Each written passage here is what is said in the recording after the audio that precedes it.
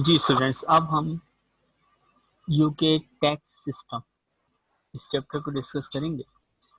ये chapter theoretical chapter है हमारे पास। आपकी स्टडी टेक्स्ट पे ये चैप्टर नंबर 1 होता है। इसको हम थोड़ा सा डिस्कस करते हैं और थ्योरी को इसकी पढ़ते हैं। टैक्स क्या होता है? अब जब हम टैक्स कोर्स के एंड पे पहुंच गए हैं तो अब इस चैप्टर में हमें ये बताया जा रहा है कि व्हाट इज टैक्स। सिंपल ये चीज़ है, टैक्स एक फाइनेंशियल चार्ज है जो गवर्नमेंट इंडिविजुअल्स या लीगल एंटिटीज पे इम्पोज करती है ताकि गवर्नमेंट खुद को फाइनेंस कर सके। जो गवर्नमेंट प्रोजेक्ट्स बनाती है, रोड्स बनाती है, railway system, housing system, education system provide करती है, तो उसके लिए गवर्नमेंट को फंड्स की ज़रूरत होती है और ये फंड्स गवर्नमेंट के लिए Her Majesty's Revenue and Customs collect करता है। ये है टैक्स। टैक्स की कुछ टाइप्स हैं, ये सारी टाइप्स हमने कोर्स के अंदर डिस्कस की हैं। इनकम टैक्स जो इंडिविजुअल पे कर रहा होता है, वो सोल ट्रेडर हो या पार्टनरशिप हो। नेशनल इंश्योरेंस कॉन्ट्रीब्यूशन एम्प्लॉय और एम्प्लॉयर पे कर रहे होते हैं। कैपिटल गेन्स टैक्स इंडिविजुअल पे करता है। Inheritance tax life time assets या आपकी डेट स्टेट पे लगता है। कॉर्पोरेशन टैक्स जो कंपनी पे करती है और कंपनी का चार्जेबल गेन भी कॉर्पोरेशन टैक्स में ऐड होके पे हो रहा होता है। वैल्यू एडेड टैक्स जो गुड्स एंड सर्विसेज पे फाइनल कंज्यूमर पे कर रहा होता है। तो ये सारे टॉपिक्स हम डिस्कस डिटेल में कर चुके हैं। अब एक छोटा सा क्वेश्चन है कि इनमें से कौन सा टैक्स जो है वो कंपनी पे नहीं करती। Which of the following tax are not payable, not paid by a company? Income tax, corporation tax, individual, national insurance contribution या वैल्यू एडेड टैक्स। तो वैट इंडिविजुअल कंपनी दोनों पे करती हैं। एनआईसी क्लास 1 सेकेंडरी कंपनी पे करती है। Corporation तो लगता ही कंपनी पे है। इसका आंसर ए है इनकम टैक्स, क्योंकि इनकम टैक्स जो है वो सोल ट्रेडर या पार्टनरशिप पे कर रही होती है, कंपनी पे नहीं करती। टैक्स की कुछ फर्दर डिस्क्रिप्शन है। Direct versus indirect tax. Direct tax वो होता है जो एचएमआरसी उसी पे चार्ज करता है जिससे वो कलेक्ट करता है, जैसे income tax, capital gains tax वगैरह। इनडायरेक्ट टैक्स, इसकी बेसिक एग्जांपल है वैल्यू एडेड टैक्स, जो गवर्नमेंट, फॉर एग्जांपल गवर्नमेंट ने इम्पोज किया फैक्ट्री पे, फैक्ट्री ने अपनी कॉस्ट पे ऐड करके रिटेल होलसेलर से चार्ज किया, होलसेलर ने अपनी कॉस्ट में ऐड करके रिटेलर से चार्ज किया, रिटेलर ने अपनी कॉस्ट में ऐड करके फाइनल कंज्यूमर से चार्ज कर दिया। यानी गवर्नमेंट इम्पोज कर रही है किस पे? फाइनल कंज्यूमर पे, लेकिन डायरेक्ट फाइनल कंज्यूमर से नहीं लेती, इनडायरेक्ट चैनल्स के थ्रू ले रही होती है। और इसकी एक ही एग्जांपल हमारे कोर्स में है वैल्यू एडेड टैक्स। इसके बाद हमारे पास फर्दर क्लासिफिकेशन आती है जिसको हम कहते हैं रेवेन्यू वर्सेस कैपिटल टैक्स।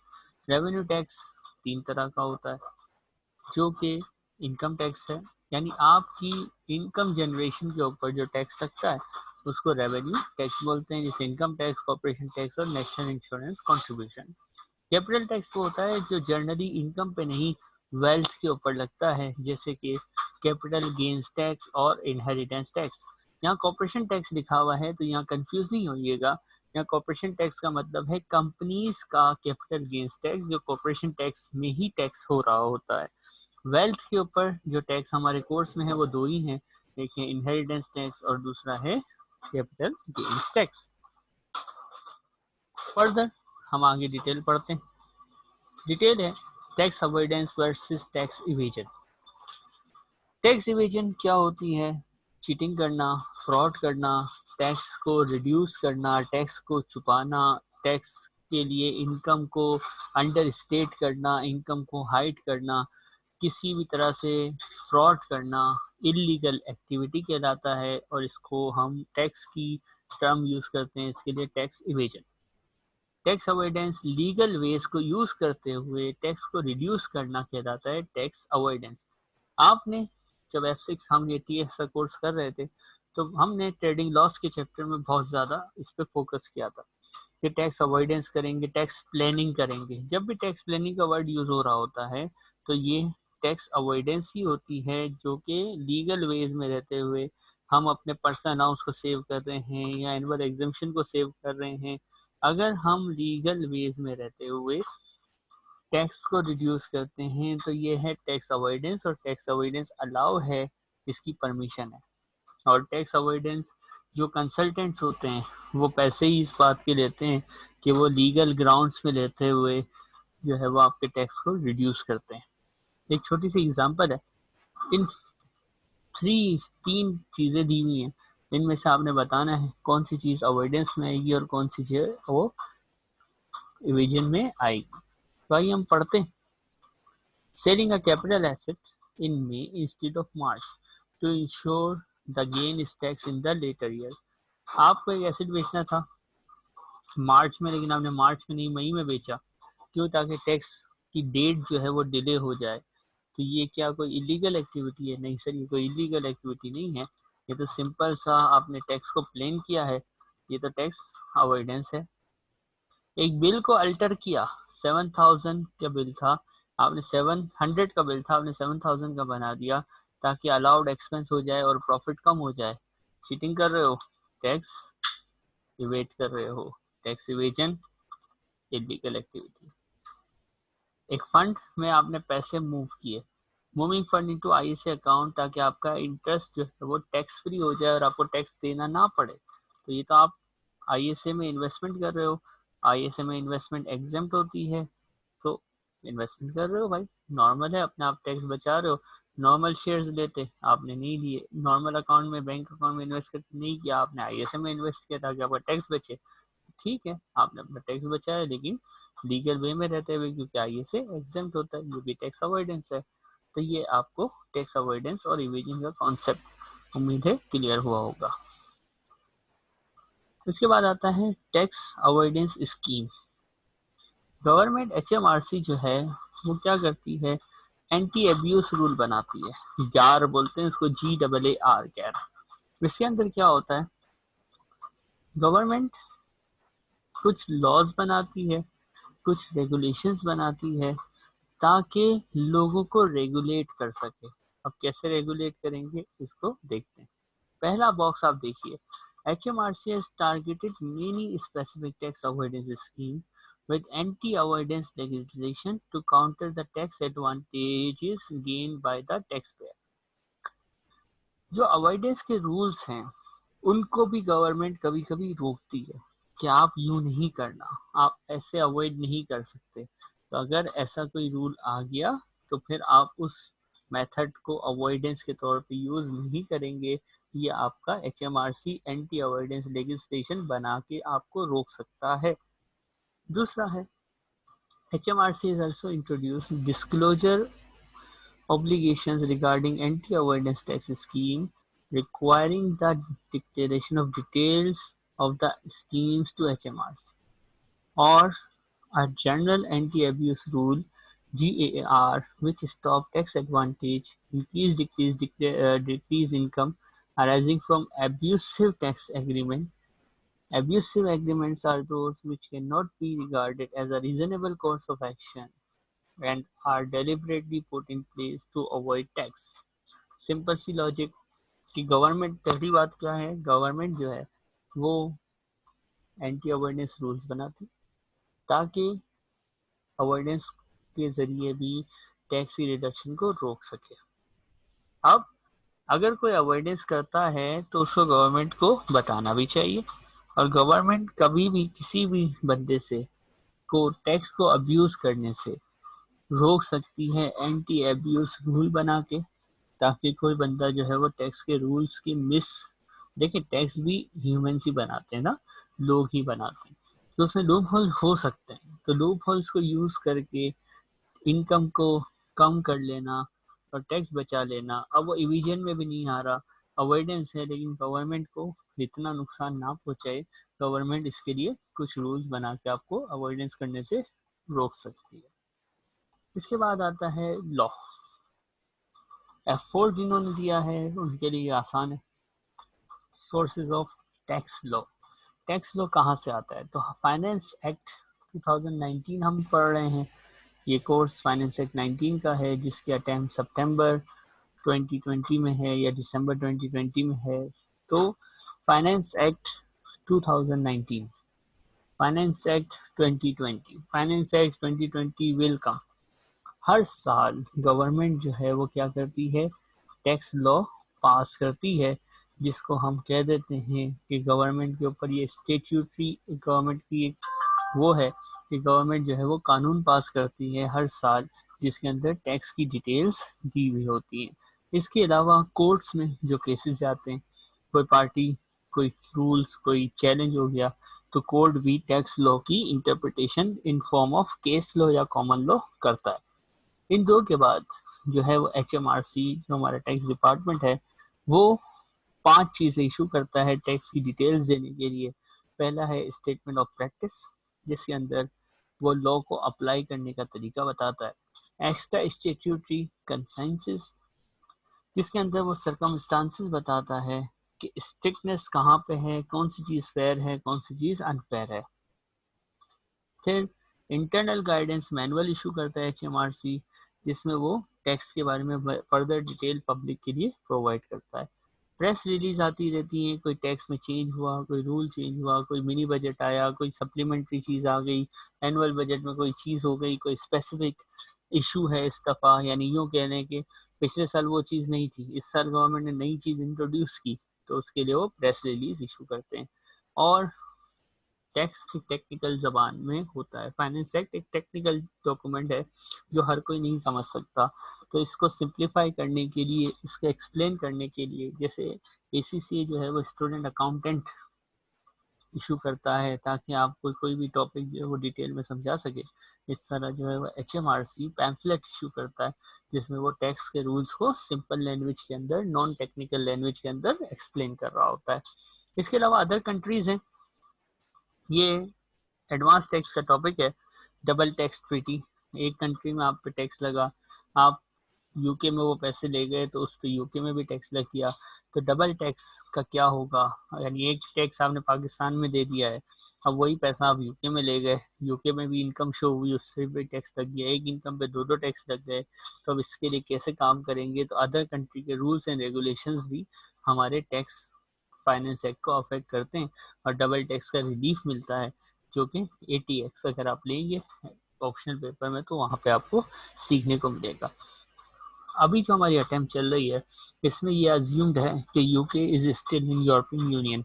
थोड़े टाइम बाद जैसे ही यूके यूरोपियन यूनियन से चला जाएगा, एग्जिट हो जाएगा, ब्रेक्सिट BRI जो ब्रिटेन एग्जिट है वो कंप्लीट हो जाएगा, तो फिर ये वाला हेडिंग यहाँ पे रेलिवेंट नहीं रहेगी। तो यूरोपियन यूनियन की जो रूल्स एंड रेगुलेशंस हैं इंपॉर्टेंट है, उसके अंदर वैट, जो कि जैसे आपने वैट के टॉपिक में देखा है कि एक्सपोर्ट्स और इंपोर्ट पे वैट का क्या सीन होता है, वो EU के अंदर है या EU से बाहर है, तो उसके रेगुलेशंस के लिए यूरोपियन यूनियन के जो रूल्स एंड रेगुलेशंस हैं, यूरोपियन कोर्ट ऑफ जस्टिस के जो डायरेक्शंस हैं, उनको भी फॉलो किया जाएगा।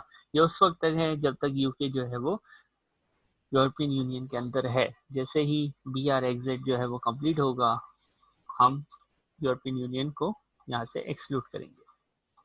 अब यूके का जो टैक्स सिस्टम है उसका स्ट्रक्चर आपके सामने है।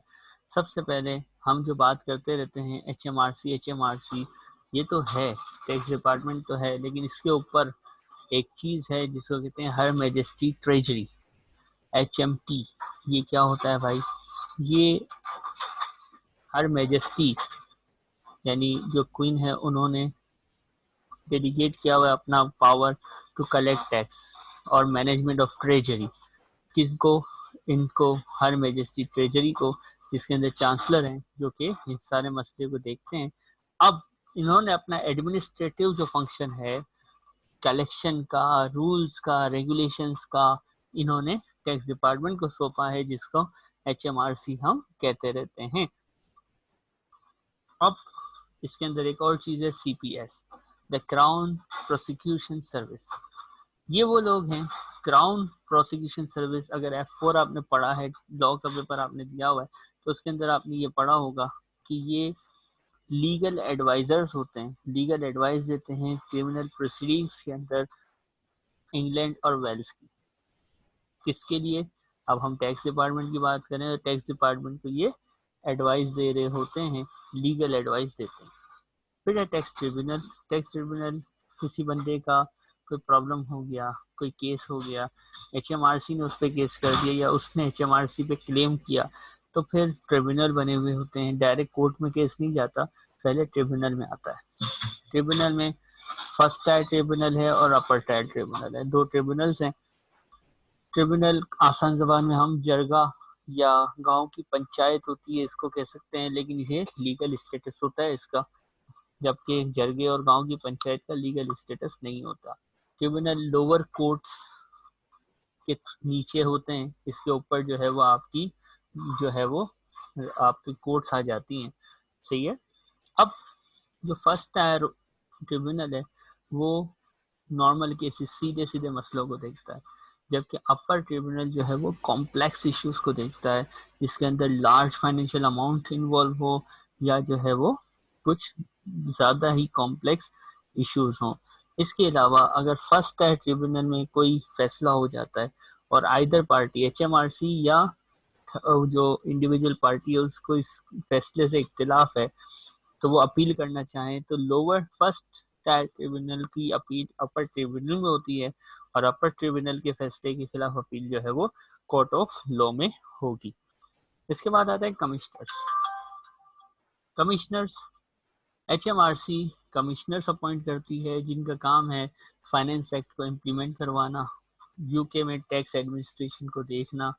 HMRC कमिश्नर्स के थ्रू ये काम करती है और बहुत सारे कमिश्नर्स यूके के अंदर अपॉइंटेड होते हैं, जिसको आप पाकिस्तान इंडिया में tax officer, FBR officer, FTO officer के नाम से जानते हैं। इसके अलावा कमिश्नर जो बैठता है, जहाँ ऑफिस में बैठता है, जहाँ पे वो डे टू डे एक्टिविटीज़ करता है, उसको डिस्ट्रिक्ट ऑफिस कहा जाता है। और इसके अलावा टैक्स की पेमेंट वगैरह को हिसाब किताब रखने के लिए काउंटर वगैरह पे जो स्टाफ बैठा होता है उसका अकाउंट्स एंड पेमेंट ऑफिसर बोलते हैं, और वो अकाउंट्स एंड पेमेंट ऑफिस के अंदर बैठा होता है। तो ये है हमारे पास structure of UK tax system. इसके बाद एथिक्स। F1 में भी हम एथिक्स पढ़ते हैं, वहीं से ये चीज़ यहाँ कंटिन्यू हुई है कि अकाउंटेंट्स या ऑडिटर्स जो होते हैं वो टैक्स पेयर का एजेंट होता है। कैसे कि देखो, जो कंपनी है ना, जो बॉस है, जो सेठ है, जो ओनर है, उसको मैनुअल अकाउंट रिटर्न बनाने नहीं आते, टैक्स रिटर्न बनाने नहीं आते। वो इसके लिए बंदा हायर करता है जो ACCA qualified, CA qualified chartered accountant होगा, जो कि टैक्स के रिटर्न बनाना, जमा कराने के लिए रिस्पॉन्सिबल होता है। तो ACCA ने उस पर एक कोड ऑफ एथिक्स डाला कि उस बंदे को 5 क्वालिटीज वाला होना चाहिए। पहला ऑब्जेक्टिविटी, F1 के टॉपिक्स आ रहे हैं, वो ऑब्जेक्टिव हो, प्रोफेशनली बिहेव करे, कॉम्पिटेंस और ड्यू केयर से काम करे, ऑनेस्ट हो, इंटीग्रिटी, ऑनेस्टी, और जो आपके कंपनी की कॉन्फिडेंशियलिटी है उसको मेंटेन करे, इधर की उधर ना करे। अब अगर आप देखते हैं बीइंग एन ACCA मेंबर या बीइंग एन अकाउंटेंट या ऑडिटर ऑफ अ कंपनी, ये कंपनी में कोई मटेरियल एरर, ओमिशन हो रही है, गड़बड़ हो रही है, तो आपको क्या करना है? आपने सबसे पहले डिस्कस करना है उस बंदे से, भाई ये गड़बड़ हो रही है, इसको सही करो। अगर डिस्कशन के बाद वो नहीं मानता तो आपने काम करना छोड़ देना है और cease to act for the client करना है, यानी उस बंदे के लिए काम करना छोड़ देना है। दूसरा, आप पे ज़रूरी नहीं है, अकाउंटेंट हैं आप पे ये ऑब्लिगेशन एज एन अकाउंटेंट नहीं है कि आप HMRC को बताएं कि भाई मैंने क्यों काम छोड़ा। बस उनको ये बताना कि मैंने यहाँ पे मैं इस क्लाइंट के लिए काम नहीं कर रहा, यानी आपने काम रोक देना है। पहले डिस्कस किया, वो नहीं माना, आपने काम करना छोड़ दिया। HMRC को बस ये बताना कि भाई मैं अब यहाँ पे मजीद काम नहीं करता। ये नहीं बताना कि मैंने क्यों काम छोड़ा, रीजनिंग नहीं देनी, वो खुद ही ढूंढ लेंगे। और इसके बाद आपने बतानी है मनी लॉन्ड्रिंग रिपोर्ट, MLRO। इसमें आपने सिचुएशन बतानी है। अब मनी लॉन्ड्रिंग रिपोर्ट आप कब बनाएंगे, ये एक पॉइंट है।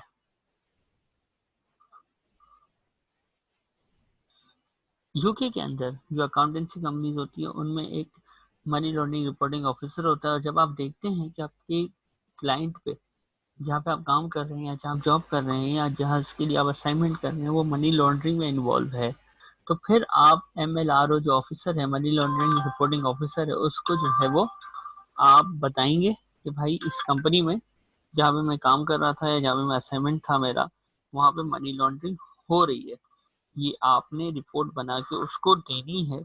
अब वो क्या करेगा, वो इस रिपोर्ट को देखेगा, समझेगा, और जब उसको लगेगा ना कि भाई वाकई ये रिपोर्ट जेन्युइन है, सेट है, तो फिर वो NCA नेशनल क्राइम एजेंसी को रिपोर्ट कर देगा, जो कि फिर टिपिंग ऑफ वगैरह की जो रूल्स रेगुलेशन है उसको अप्लाई करेगी और उस क्लाइंट के खिलाफ एक्शन लेगी। NCA को आपने रिपोर्ट कर दिया, आपने अपना काम ईमानदारी से किया, आप फ्री हो गए, आप फारिग, आप इंजॉय करें लाइफ। अब NCA और HMRC उस क्लाइंट को देख लेंगे। लेकिन अगर आपने मिसकंडक्ट किया, चोरी देखी चुप रहे या चोरी का पार्ट बन गए, तो फिर आपको डिसऑनेस्टी अगर आप पे प्रूफ हो गई ना, बीइंग एन अकाउंटेंट, 50,000 पाउंड, ये बहुत बड़ी अमाउंट होती है, 50,000 पाउंड की सिविल पेनल्टी आपको देनी पड़ जाएगी। दूसरा, आपकी बदनामी भी होगी। कैसे कि अगर देखिए अप टू 50,000 पाउंड है ना, 50,000 तक। दूसरा ये है कि अब गवर्नमेंट ने के पास है कि वो 50,000 तक फाइन कर सकते हैं। अब गवर्नमेंट ने आपको 2,000 फाइन किया, इस आपका क्राइम छोटा था, आपको 50,000 फाइन किया, आप एक सीवियर उसमें इन्वॉल्व थे, मर्जी उनकी है। लेकिन जब फाइन 5,000 पाउंड से एक्सीड करता है ना, तो फिर आपका नाम जो है वो पब्लिश करता है HMRC कि ये बंदे पे इतना फाइन हुआ है क्योंकि इसने मिसकंडक्ट किया था। और जब मिसकंडक्ट का आपका नाम आ गया, तो फिर जो आपकी प्रोफेशनल बॉडी होती है ना, जैसे सिमा है, ACCA है, ICAEW है, और पाकिस्तान में ICAP-CA की बॉडी है, ये फिर आपको नहीं छोड़ती, ये फिर आपकी रजिस्ट्रेशन कैंसिल कर देती हैं क्योंकि आप मिसकंडक्ट में इन्वॉल्व हुए हैं। तो बड़ा ध्यान से आपने एक्ट करना है जब भी आप प्रोफेशनली किसी कंपनी के टैक्स कंसल्टेंट या टैक्स के वर्किंग में इन्वॉल्व हो। एक छोटा सा क्वेश्चन है, इसको पढ़िएगा। An ACCA member discovers that a client has deliberately not declared a source of income on their tax return. Which of the following statement is correct? आप एक अकाउंटेंट थे, एक कंपनी में थे, आपको पता चला कि सोर्स ऑफ इनकम जो है वो नहीं लिखी हुई, तो आप क्या करेंगे? सबसे पहले इमीडिएटली नोटिफाई।